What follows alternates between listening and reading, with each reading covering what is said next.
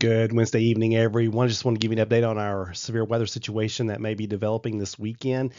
This is take 3 for me. The first take was too long. The second take had too many images, and so it wouldn't upload.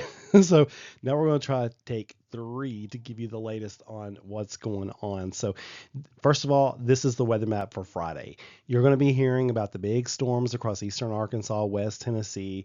Those are going to really bubble up out there. There's going to be some pretty intense severe weather for those folks. Now, as that moves toward our neck of the woods, it should weaken down, and it should weaken substantially. So those of you who have anxieties about storms, you're probably going to be shooting me messages saying, Mark, look out in West Tennessee. Is that going to make it here? I don't mind you messaging me that at all. You all know that.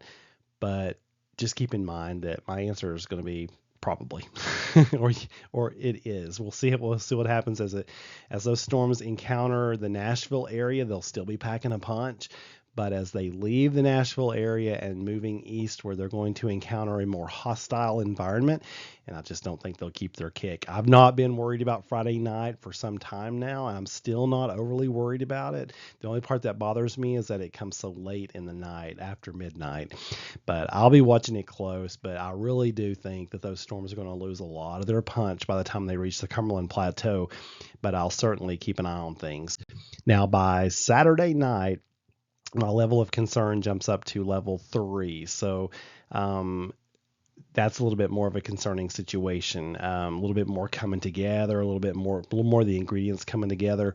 And for Friday night, the threat is low end, I would say. And so it's a meteorologist mark weather alert night because we're level 2. But I just don't think those storms are going to really make it here. We'll get some thunder and lightning and some gusty winds and whatnot, but I'm talking about the severe storm part. But again, I will keep a very close eye on that. I do not want us to be caught by surprise. This is where weather radios come in handy. Like, you can go to bed Friday night, and then if there's something that does come into our neck of the woods, the weather radio would go off. We've given away several of these, several weather radios at Creative Compassion this week. And we still have several. We still have several weather radios. If you can't afford one, come by, I'll get you set up. So, but do that pretty quick, because this event's going to be here before we turn around. The threats for Friday night are all low end. Okay. All threats, as you can see there, are theoretically on the table, but this is more of a let's be safe rather than sorry graphic. That's how I would title that. But again, I'll watch it. Now, Saturday night, the threats are all much higher. So if we get sunshine on Saturday, that will definitely, all these threats will slide to the right. Okay. If more data comes in that looks more concerning, these threats will start increasing. But keep in mind, I always get folks ask me, is there any way this severe weather scenario will bust? Yes, there's always a way severe weather scenarios will bust. They bust sometimes. But we know the ingredients are going to be there. There's some ingredients there for Friday night. It just doesn't look like they're really going to come together. The jet stream energy aloft is going to really weaken down by the time those storms get here. And I get concerned when there's strong upper level winds. Even when the stuff down here at the surface is kind of bleh, if there's strong upper level winds, I get nervous. There's not going to be strong upper level winds over us Friday night, so that makes me feel better. Saturday night, we're going to have strong upper level winds over top of us. Now, the stronger winds will be down south over Alabama and Mississippi, but we could still be in enough of a pickle to get some strong to severe thunderstorms. There are scenarios where we get wind and rain, and that's all we get. So you say, Mark, is there any way we don't get severe weather this weekend? Absolutely. We may get that weakening line of storms coming in from the west Friday night, and they just kind of peter out when they get to the plateau, so we get some wind and rain.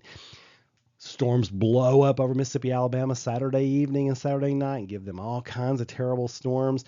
We get a glancing blow to the north, we get wind and rain. So there are scenarios where we don't get much of anything but a lot of rain. And we are going to have the gusty winds. Some news outlets are saying we're going to have wind gusts to 60 miles an hour on Saturday. I'm not sure about that. I would say I'm thinking 40-ish, 40, 45-ish miles per hour. That's enough to cause sporadic power outages and cause some tree limbs to break, etc. That's just the gusty winds out ahead of all this mess. So I will say be prepared for power outages just in case, because you want to be able to get those weather alerts Saturday night. If we have some weather alerts, you're going to want to get those. So make sure you have your cell phones charged up and all your batteries and all that good stuff. So tomorrow the short-term models start coming in, so we're going to get a much better picture of Saturday. So that'll be very, very, very helpful. But just know that right now there are scenarios where we just get wind and rain.